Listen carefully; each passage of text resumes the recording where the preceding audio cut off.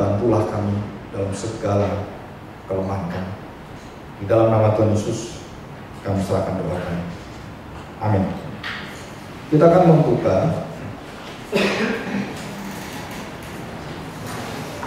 5 Yohanes ya, Yohanes 5.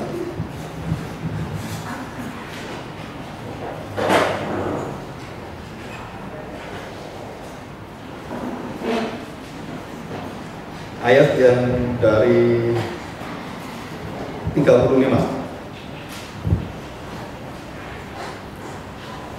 Sore ini Tuhan Yesus bertemu dengan beberapa orang-orang yang mengelilingi dia dalam pengajaran dan begitu banyak hal yang dia perkenalkan dan siapakah dirinya sebenarnya, baik melalui perkataan, perbuatan, mujizat-mujizat, pengajaran, dan khususnya itu hidupnya dia sendiri. Ya. Demikian bunyi firman Tuhan. Ia adalah pelita yang menyala dan yang bercahaya, dan kamu hanya mau menikmati seketika saja cahaya itu. Tetapi aku mempunyai suatu kesaksian yang lebih penting daripada kesaksian Yohanes, yaitu segala pekerjaan yang diserahkan Bapa kepadaku, supaya aku melaksanakannya. Pekerjaan itu juga aku kerjakan sekarang, dan itulah yang memberi kesaksian tentang aku, bahwa Bapa yang mengutus aku. Bapa yang mengutus aku, dialah yang bersaksi tentang aku. Kamu tidak pernah mendengar suaranya, rupanya pun tidak pernah kamu lihat. Dan firman-Nya tidak menetap di dalam dirimu, sebab kamu tidak percaya kepada Dia yang diutusnya. Nah, ayat 39. Kamu menyelidiki kitab-kitab suci, sebab kamu menyangka bahwa olehnya kamu punya hidup yang kekal. Tetapi walaupun kitab-kitab suci itu memberi kesaksian tentang aku, namun kamu tidak mau datang kepadaku untuk memperoleh hidup itu. Aku tidak memerlukan hormat dari manusia, ya. Tetapi tentang kamu memang aku tahu bahwa di dalam hatimu kamu tidak mempunyai kasih akan Allah. Aku datang dalam nama Bapakku, kamu tidak menerima aku. Jikalau orang lain datang atas namanya sendiri, kamu akan menerima dia. Bagaimanakah kamu dapat percaya, kamu yang menerima hormat seorang dari yang lain, dan yang tidak mencari hormat yang datang dari Allah yang esa itu? Jangan kamu menyangka bahwa bahwa aku akan mendakwa kamu di hadapan Bapa. Yang mendakwa kamu adalah Musa, yaitu Musa yang kepadanya kamu menaruh pengharapanmu. Sebab jikalau kamu percaya pada Musa, tentu kamu akan percaya juga kepadaku, sebab ia telah menulis tentang aku. Nah, surah garis bawah itu. Jadi Musa menuliskan kitab Taurat itu, 5 kitab itu menuliskan tentang siapa? Sebab ia telah menulis tentang aku. Tetapi jikalau kamu tidak percaya akan apa yang ditulisnya, bagaimanakah kamu akan percaya akan apa yang dikatakannya? Ya. Nah, setelah kita belajar tentang bagaimanakah Tuhan Yesus menjelaskan siapakah dirinya, ya. Nah, saudara, sebelum saya membahas tentang fungsi daripada pelita yang tadi kita baca, Yohanes Pembaptis, para nabi itu seperti pelita. Nah, saudara tahu pelita ya? Pelita itu lilin atau lampu atau apapun. Itu namanya likon, ya. Nah, Alkitab itu menjelaskan bahwa para nabi-nabi itu hanya sebagai lampunya. Dan lampu itu perlu diterangi sehingga lampu itu menyala, dan lampu itu memberikan bukan lampunya, tapi dia memberikan terang itu. Nah, saudara, Yohanes Pembaptis mengatakan bahwa aku bukan dia, tapi nanti dia akan datang. Nah, aku adalah lampu itu, dialah cahaya itu, dialah terang itu. Jadi aku bukan terang, aku hanyalah lampu. Nah, saudara, fungsi daripada seluruh hukum Taurat dan fungsi daripada nabi-nabi dan fungsi daripada seluruh upacara keimamatan atau keimaman itu semua mengarah dan menjelaskan tentang secara detail siapakah sebenarnya Mesias itu. Ya. Jadi dikatakan di sini, kalau kamu nanti mengatakan bahwa kamu akan bersandar pada Musa karena kamu tidak mengakui aku. Kamu jangan kaget nanti kalau Musa datang. Musa itu akan menjelaskan bahwa yang dituliskan Musa adalah dia menuliskan tentang aku. Dan bukan hanya Musa, Yeremia, Yesaya, semua menulis itu tentang siapa? Bukan tentang pergumulan orang Israel yang akan dibuang oleh Tuhan, mengalami perbudakan, bukan. Tapi yang dituliskan adalah tentang kasih Allah, pengorbanan Allah, bagaimana Allah yang terus sabar kepada bangsa Israel. Selama 40 tahun Tuhan bersabar menangani orang yang begitu keras kepala, tegar tengkuk. Jadi bukan bangsa Israelnya yang kita harus kenal, bukan. Tetapi Allah yang begitu baik pada bangsa Israel. Kita juga sama, bukan karena kebaikan orang itu yang harus kita kenal, tetapi kebaikan Allah yang memimpin orang itu. Itu namanya lihon dengan fos, terang dengan lampu. Itu bedanya di situ. Saudara, kalau saudara jadi lampu, nggak pernah ada terang, nggak pernah ada apinya, saudara nggak ada gunanya. Betul nggak? Saudara punya lilin, lampu mati. Ini ada lilin, tapi nggak ada nyalain. Buat apa aja lilin? Garam juga sama. Garam itu kalau tidak ada asinnya, buat apa garam itu? Kan akan dibuang orang, dijajah orang. Sama. Jadi fungsi hidup dari para nabi sampai kepada Yohanes. Saudara, dalam Lukas 16 ayat 16 dikatakan bahwa orang-orang Farisi ahli Taurat itu menggagai, menghalangi orang-orang datang pada Kristus, pada terang itu. Bagaimana mereka menghalangi itu? Saudara, mereka menghalangi dengan apa? Dengan ritual-ritual yang ada. Dan mereka menutup jalan Tuhan dengan apa? Dengan memperberat hidup jemaat, sehingga kamu harus melakukan A, B, C, D. Sedangkan orang-orang itu sendiri tidak pernah mengambil bagian itu.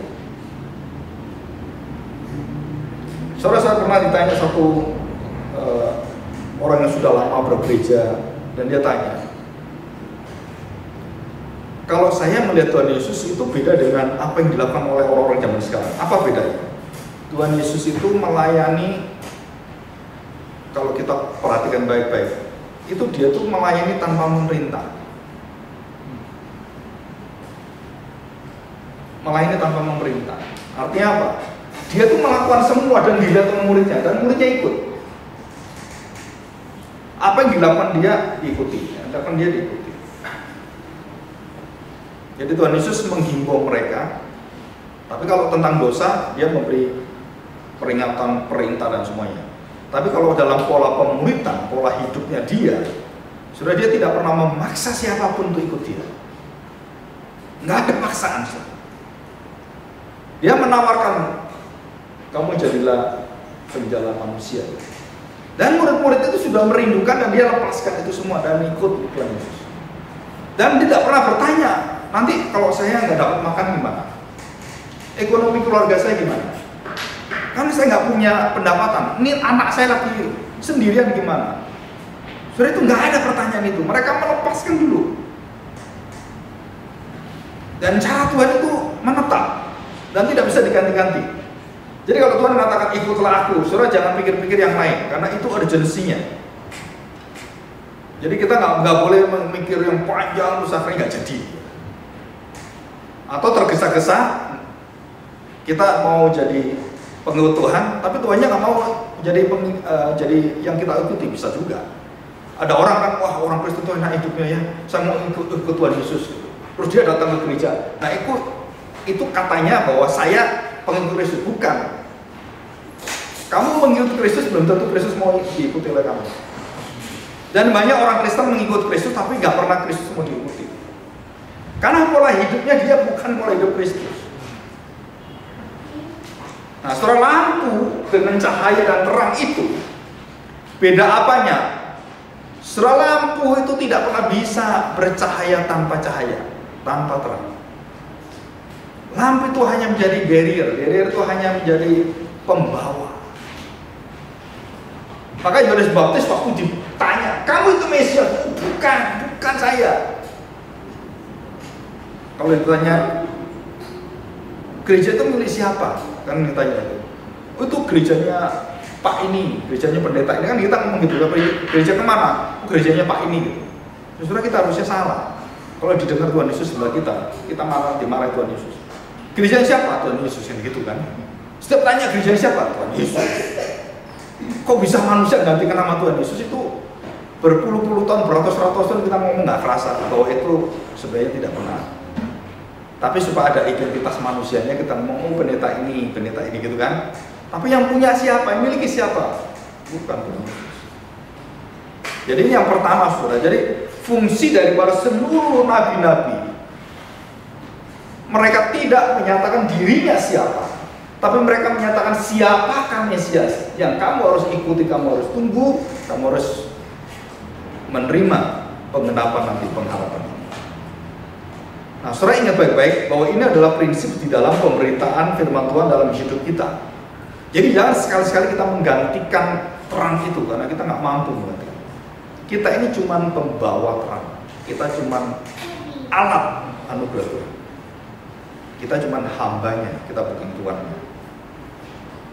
Nah, saudara, posisi-posisi seperti ini kita harus betul-betul tahu. Jadi apapun yang kita alami, yang kita miliki, yang ada dalam hidup kita, saudara harus tahu bahwa semua ini adalah punya Tuhan. Maka Yohanes waktu dia mengatakan pada Tuhan Yesus, saudara, perkataan begini, bertobatlah, kerajaan Allah sudah dekat. Saudara tahu, waktu Yohanes ngomong kepada orang-orang Farisi dan ahli Taurat, dia tidak ngomong seperti itu dulu. Tapi dia ngomong apa? Di dalam Injil, ya. Waktu orang Farisi datang, dia ngomong apa? Hasilkanlah buah pertobatan, gitu dia. Kalau orang yang baru bertobat, belum kenal Tuhan, bertobatlah, kerajaan, gitu kan? Tapi orang sudah di dalam gereja puluhan tahun, hasilkanlah buah pertobatan. Gak ada Tuhan bawa kapak di tangannya dan siap-siap untuk menebang kamu. Dan waktu kamu ditebang dan kamu tidak ada buahnya, dicampakkan ke dalam api neraka. Ini ngomong dengan orang Farisi dan ahli Taurat. Dan setelah itu ngomong apa? Hai kamu ular beludak. Kaget juga kita kan? Wih, Yohanes ini sadis juga ya. Berani juga gitu ya. Itu orang-orang Farisi ahli Taurat sudah bertobat. Ini bertobat tuh. Kan dengar Yohanes, wah bener, yang akan menyelamatkan kamu adalah Mesias, anak domba Allah. Mereka sadar, oh iya betul anak domba. Saya mau datang mau dibaptis, saya berdosa, saya lupa itu. Datang, ini ahli Taurat, orang Farisi datang. Yang dia ngomong apa? Waduh, kamu bertobat, aduh puji Tuhan ya. Enggak. Belum tentu orang bertobat kita harus puji Tuhan. Karena mata kita kan terbatas. Dan waktu Yohanes bisa melihat ini, dia mengatakan apa? Hasilkanlah buah pertobatan. Ini orang Farisi ahli Taurat datang ini, belakangnya Tuhan Yesus. Ini kan deretannya kan, Tuhan Yesus kan antri. Terus dia teriak, hasilkanlah buah pertobatan. Terus kok, hai ular beludak. Dia ngomong gitu kan. Kita nggak diberitahu apakah orang Farisi itu akhirnya setelah dimarahi oleh Yohanes terus lari gitu. Enggak. Saya percaya mereka tetap datang pada Yohanes. Karena pertobatan. Nggak diceritakan terus dia marah gitu, enggak. Tadi dia ikut omongan Yohanes dan mereka dibaptis oleh Yohanes. Nah, waktu Yohanes membaptis itu, saudara, Yohanes menunjukkan pada siapa? Bukan pada dirinya, tapi dia membawa pada orang percaya anak domba Allah yang mau datang ini sebentar lagi. Ayo kamu diantar. Jadi semua orang-orang yang dibaptis oleh dia, termasuk murid-muridnya, dibawa ke siapa? Kemarin kita di Cisarua ketemu Pak Kitanggunaan. Pak Kitanggunaan gitu ya tulisannya. Udah tua 76 tahun. Saya udah lama ketemu ya. Nah, waktu ngomong-ngomong itu dia menceritakan tentang fungsi-fungsi dari pelayanan pengabaran Injil. Dan saudara luar biasa.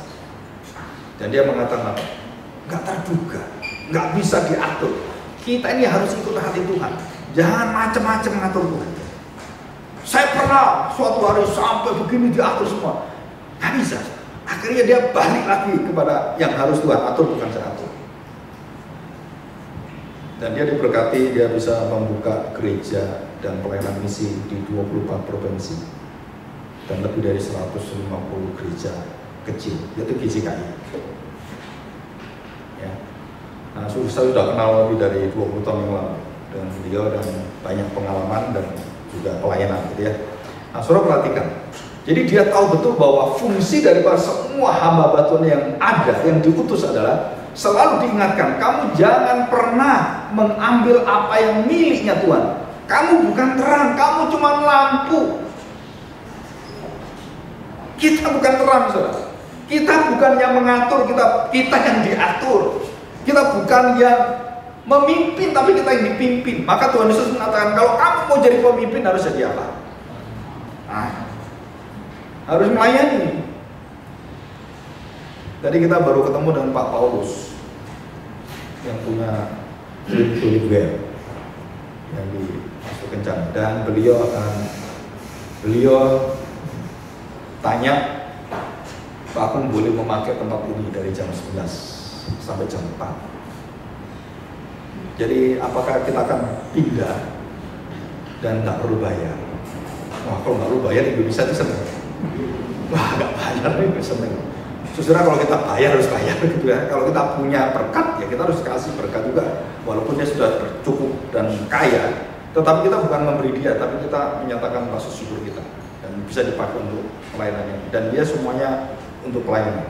Semua tempat kantor-kantor dia semua diserahkan untuk pelayanan. Dan ada beberapa gereja yang pakai di tempat dia. Di Cimindi juga sama. Nah, saudara, waktu saya melihat ada satu perubahan hidup yang luar biasa. Apa yang dia katakan, dia lakukan, dia sudah beda sekali.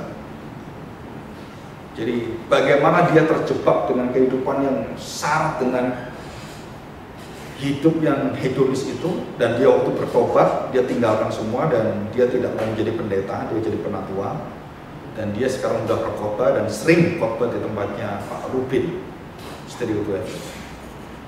Dan dia ngomong seperti itu. Jadi saudara, terus dia mengatakan apa? Apa yang ada dalam hidup saya itu miliknya Tuhan. Tuhan mau pakai silakan, suka-sukamu Tuhan. Nah, tadi ada lagu itu, saudara. Lagu dangdut, tapi enak, saudara. Ya. Tadi baru-baru kita dengar. Kita pernah dengar di Gunung Wilis ya, di Semarang. Suka-sukamu Tuhan. Ya, betul, saudara. Suka-sukamu Tuhan. Tuhan mau apa? Suka-sukamu Tuhan, gitu ya. Kalau kita kan biasa kalau pacaran kan suka-suka pacar kita, gitu kan. Jadi ini suka-sukamu Tuhan. Nah, dia mengatakan apa yang Tuhan mau. Dan sebelum kita berada di semuanya, ada cara Tuhan yang ajaib, dan dia mengatakan langsung kalimat, nggak perlu bertanya Pak Agung bagaimana, enggak. Dia mengatakan pakai aja langsung. Karena direkomendasi dengan Pak Septo dengan beberapa orang, terus dia mendengarkan itu dari teman-teman itu, dia percaya, silakan pakai. Hidup dia jelas, dia mengatakan apa? Aku bukan terang, aku ini lampu. Nah, saudara, di sini kita belajar. Nah, fungsi daripada kenabian yang seperti ini, yang membawa setiap orang menuju dan mengenal serta memuliakan Kristus. Nah, ini loh esensi sebenarnya iman Kristen. Ini loh buahnya. Jadi buah itu berasal dari mana pertama kali? Karena melekat dia bersama dengan pokok anggur, pokoknya. Jadi sebelum kita bisa menghasilkan, sebelum kita bercahaya, saudara-saudara bersama dengan siapa dulu?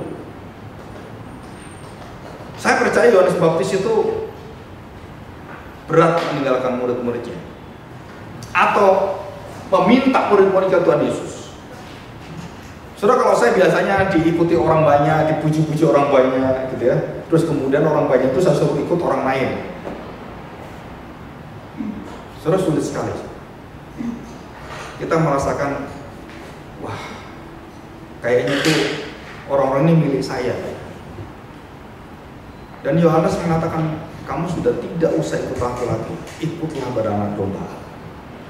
Jadi saudara, kalau saya pikirkan baik-baik, Yohanes Pembaptis itu sungguh-sungguh hidupnya sampai tuntas itu menjadi lilin yang habis sampai selesai. Semua dia berikan pada Tuhan, baik pengikutnya semuanya diberikan pada Tuhan, baik murid-murid diberikan pada Tuhan. Sampai nyawanya pun akhirnya dikasih pada Tuhan dan dipenggal dia. Walaupun dengan satu pertanyaan bertanya pada Tuhan Yesus, betulkah kamu Mesias? Tapi dia sudah yakin. Dan Tuhan Yesus mengatakan bahwa orang lumpuh berjalan, orang tuli bisa mendengar, orang buta bisa melihat. Dan waktu Yohanes menerima itu, artinya apa? Oh, berarti aku nggak salah memberitakan orang bahwa dialah terang itu.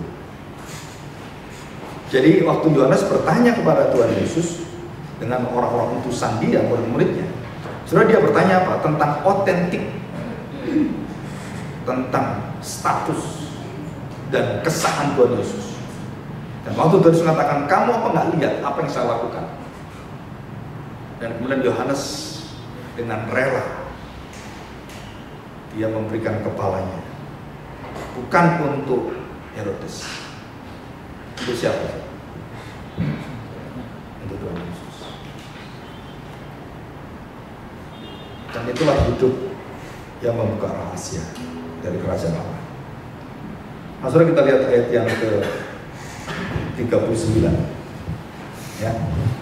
Apa arti menyelidiki? Kamu menyelidiki kitab-kitab suci sebab kamu menyangka bahwa olehnya kamu mempunyai hidup yang kekal. Ya. Tetapi walaupun kitab-kitab suci itu memberi kesaksian tentang aku, namun kamu tidak mau datang kepadaku dan memperoleh hidup itu. Nah, saudara, istilah kesaksian, marturia, saudara, itu adalah satu istilah tentang kesaksian, tentang memberitakan kerajaan Allah, menyatakan siapakah Yesus, menyaksikan, jadi menjadi terang. Jadi di sini kesaksian itu artinya bahwa fungsimu, fungsi daripada kita, kalau kita lampu, kalau kita bulan, harus fungsinya merefleksikan terang daripada Allah seutuhnya. Jadi bulan itu punya kekuatan apa? Dia berdiam dan kemudian matahari yang ada waktu menyinari dia untuk menyinari bumi waktu malam. Nah, perhatikan, saudara. Paulus pernah mengatakan, kemuliaan bulan beda dengan kemuliaan matahari. Terang daripada bulan lain dengan terang daripada matahari. Jadi artinya apa? Jadi Yohanes itu waktu dia menyatakan benih-benih firman Tuhan dan semua dia katakan itu seperti bulan. Waktu manusia dalam malam itu dia hanya berfungsi sebagai bulan, tetapi fajar yang asli masih belum datang. Kristus masih belum datang.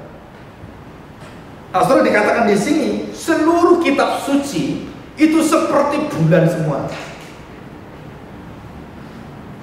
Dan memberikan terang pada malam kegelapan itu. Dan menuju kemanakah mereka dihantar? Menuju pada fajar sang matahari itu. Terang itu. Maka di sini kita melihat, saudara, perhatikan baik-baik, kalau kita sedang menuju kepada satu perjalanan yang jauh, gitu ya, perjalanan jauh. Saya tanya, saudara, sebelum kita sampai di sana, yang pertama kita kan tahu dulu bahwa ada tujuan hidup kita. Oh, saya mau ke sana. Yang kita jalani adalah yang pertama, saudara tahu tujuan dulu. Yang kedua apa? Saudara tahu jalannya. Betul? Kalau nggak tahu jalannya, gimana kamu mau jalan? Yang ketiga, saudara tahu orang yang memberitahu jalan. Ya. Nah, sekarang begini, maksudnya tahu jalannya, harus tahu. Ada orang memberitahu jalan dan ada orang yang pernah tahu dan pernah berjalan di sana. Di situ kan, saya tanya, saya sekarang sakit kan?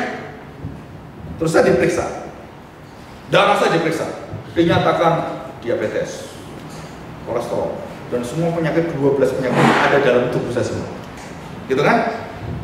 Saya tanya, fungsi daripada alat-alat yang mendeteksi darah itu hanya menunjukkan bahwa kamu punya penyakit. Kamu hanya sakit, kamu jelas sakit apa. Tapi alat-alat itu tidak pernah menyembuhkan engkau. Itu fungsi daripada Taurat dan fungsi daripada Injil. Fungsi daripada nabi-nabi, seluruh nabi sampai Yohanes, dan fungsi daripada nabi dan segala nabi, raja dan segala raja, imam dan segala imam. Bedanya apa? Seluruh imam kita, semua orang Kristen itu harus membawa deteksi dini tentang penyakit manusia, tentang dosa manusia. Kamu orang berdosa, dan berikan terang Kristus. Mereka tahu dosanya apa. Fungsi kita itu di sana, dan kita tidak bisa menyelamatkan orang itu, sudah. Jadi jangan sekali-kali saudara berpikir kalau saya ngabarkan Injil, wah ada orang bertobat terus saudara senang. Senang apa? Tuh, gara-gara aku bertobat. Kami itu cuma pendeteksi, yang menyelamatkan itu Tuhan dan Roh Kudus. Saya hanya memaparkan, menyaksikan. Nah itu fungsi daripada menyaksikan kesaksian Yohanes, kesaksian nabi-nabi, hanya sampai kepada Yesus, titik, selesai. Kenapa selesai? Saya tanya saudara, kenapa selesai? Karena semua nabi itu tidak bisa menyelamatkan engkau. Semua nabi menuju pada Yesus, menuntun kamu pada Yesus. Hukum Taurat menuntun kamu. Hukum Taurat hanya bayangan pada wujud yang asli itu. Saudara pernah lihat main kit? Ya, saya pernah dites dengan anak remaja di Surabaya. Waktu itu dibawa istri saya, disuruh nebak siapa ya? Cuman suruh pegang-pegang aja gitu kan. Siapa ya gitu kan. Saudara, kalau kita mendengar suara, ya kan, mendengar suara.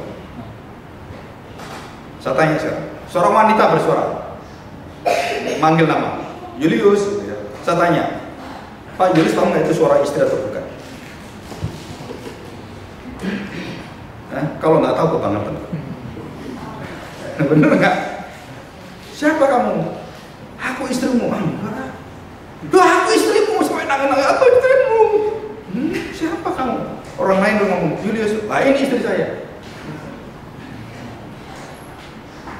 Setelah fungsi nabi itu sebenarnya memperjelas orang-orang yang berkata itu, membawa orang untuk mendengarkan suara Yesus, dan dia tahu ini suara Yesus. Dan bukan suara nabinya, bukan pada suara dirinya, bukan. Saudara perhatikan baik-baik, Tuhan Yesus ngomong begini. Ya, ini fungsi daripada hidup Tuhan Yesus.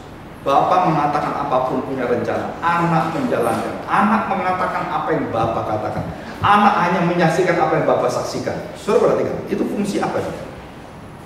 Kenabian. Betul kan?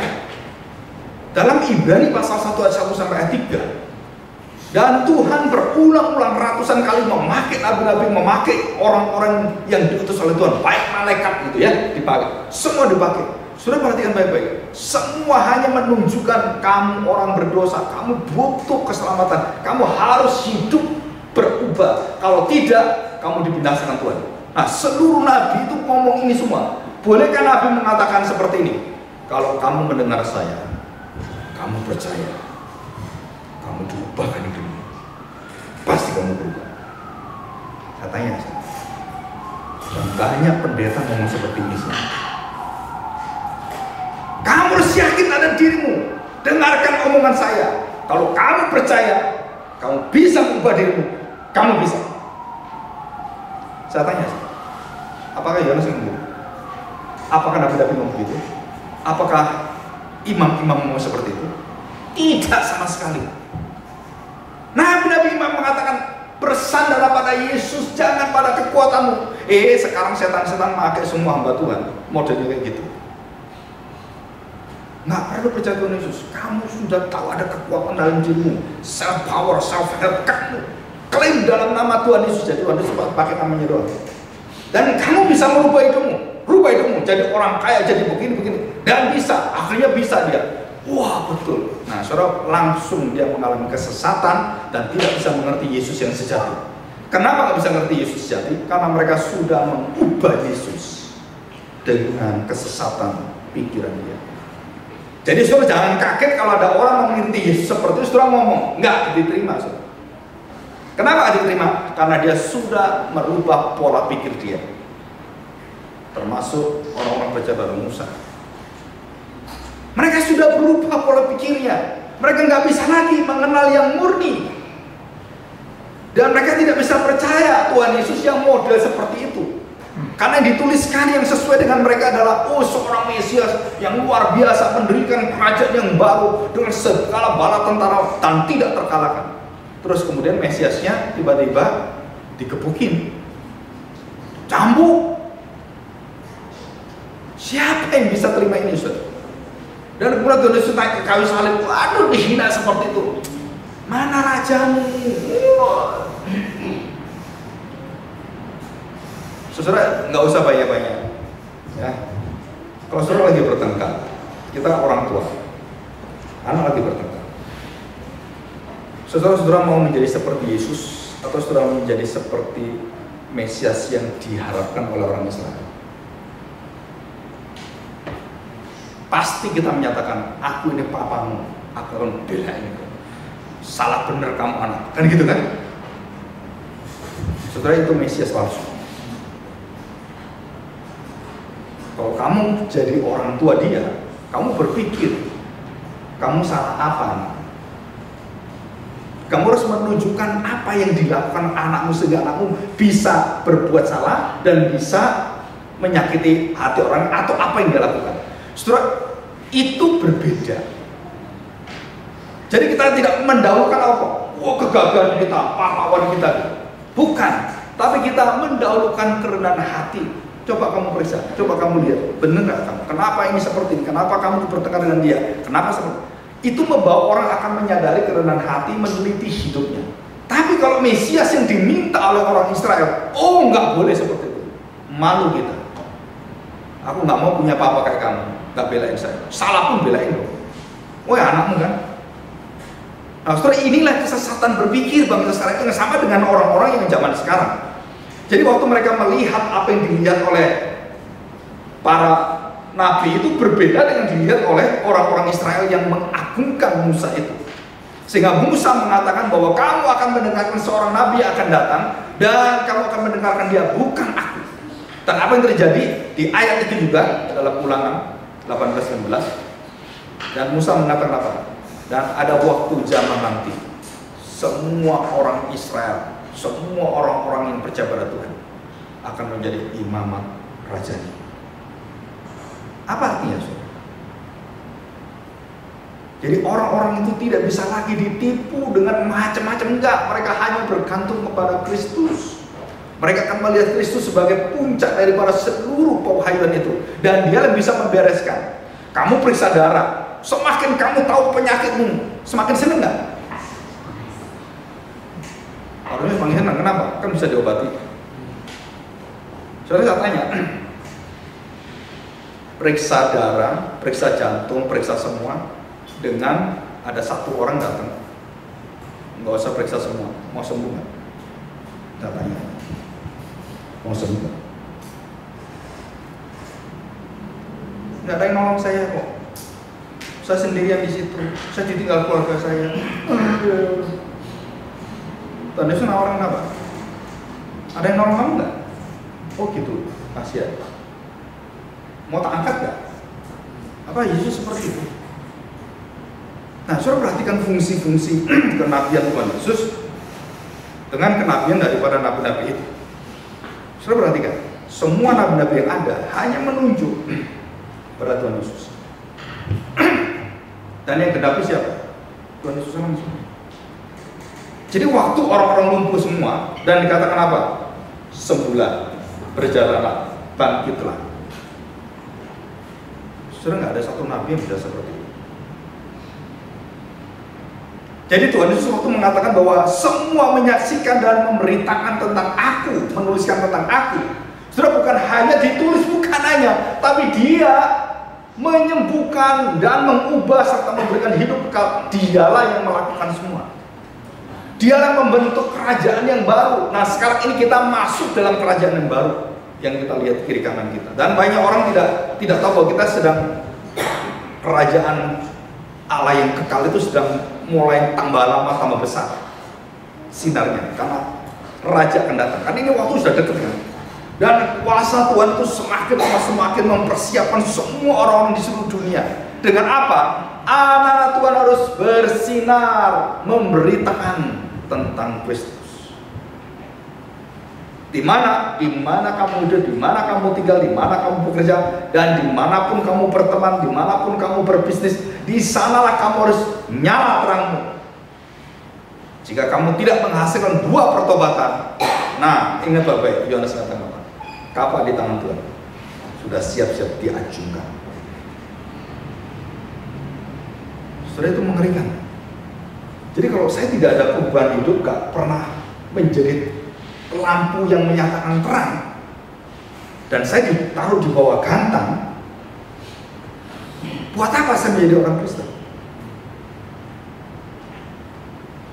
Nah, saudara, saya tanya, jadi kegagalan daripada bangsa Israel itu apa? Saya tanya, kegagalannya apa? Dikatakan dengan jelas, karena kamu dikatakan ini, coba perhatikan ya, ayat 41. Aku tidak memerlukan hormat dari manusia.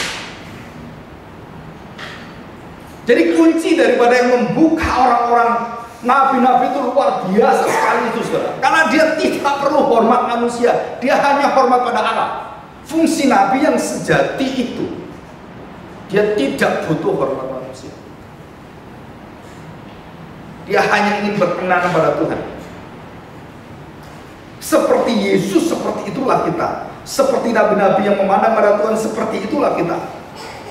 Nah, saudara, apa yang kita kerjakan, kita lakukan dalam seluruh hidup kita, saudara harus tahu bahwa ini loh pusatnya, ini loh satu kesatuannya. Jika saudara sungguh-sungguh mengerjakan itu, urusan keberhasilan, urusan kamu diberkati, itu titipan Tuhan semua.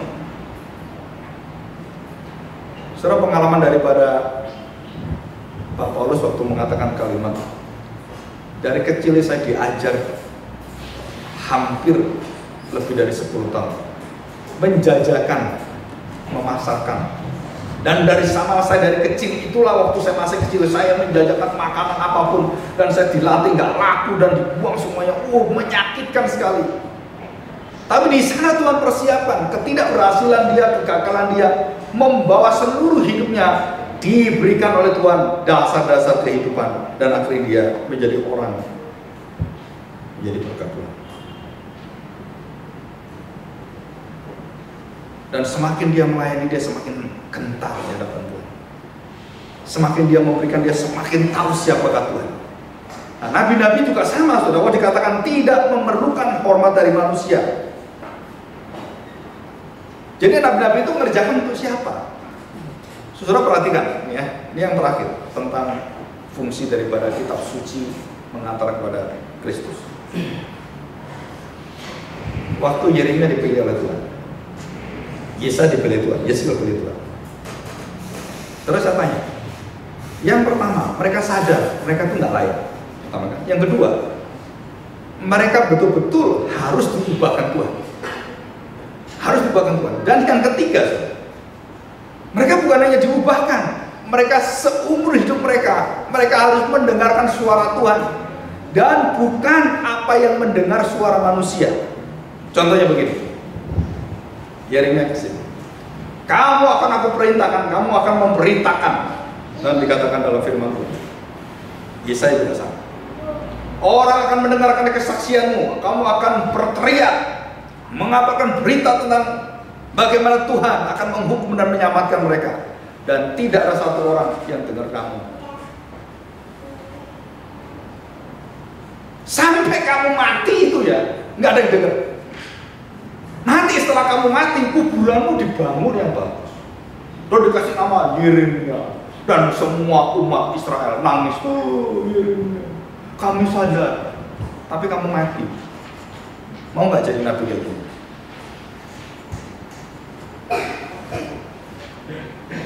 Jadi saya cuma menanam gitu ya, terus sampai mati itu nggak ada pengikut. Saudara kalau ingin tahu, sebenarnya seluruh nabi-nabi itu merefleksikan hidup Yesus, dan Yesus tidak ada pengikutnya satupun saat dia mati.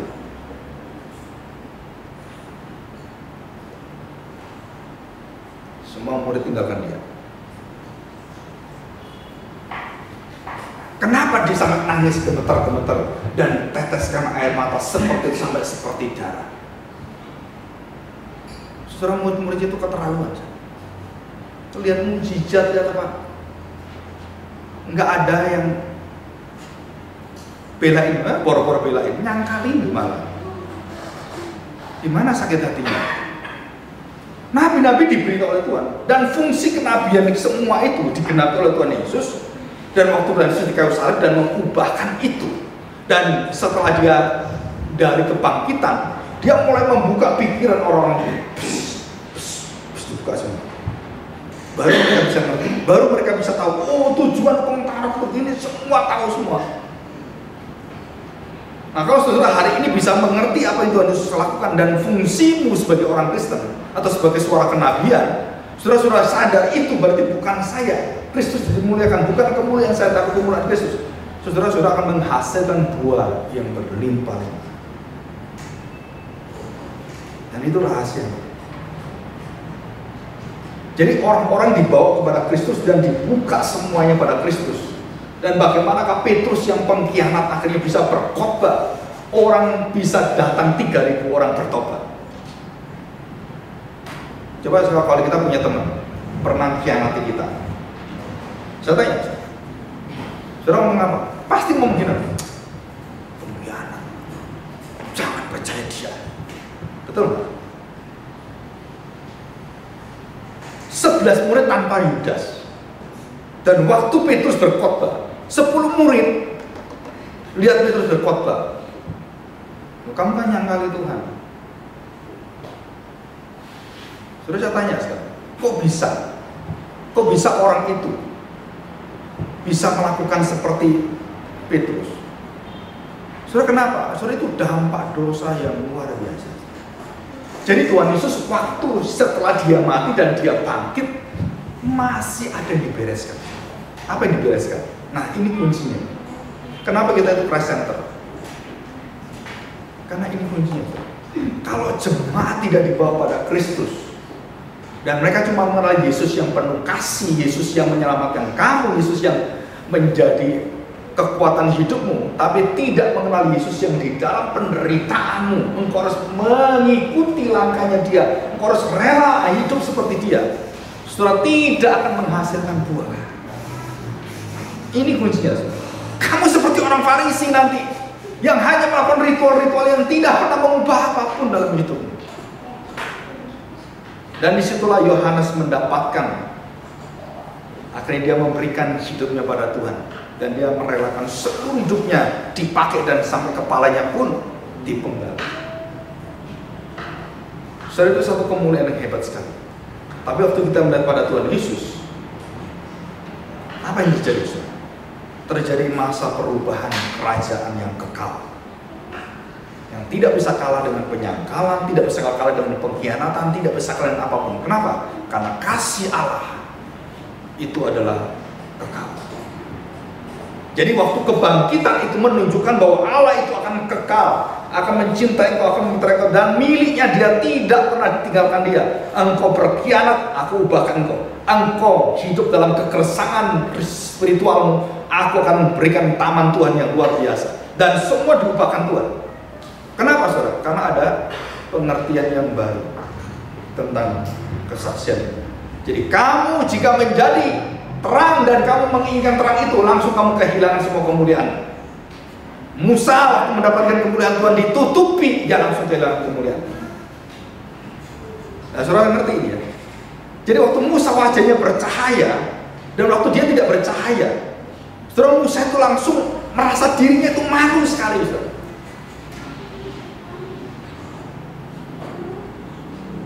Ada hamba Tuhan yang sudah pensiun. Ada beberapa hamba Tuhan datang pada saya. Saya sakit hati. Kenapa sakit hati? Saya nggak dianggap lagi di gereja itu. Saudara, saya tanya saya.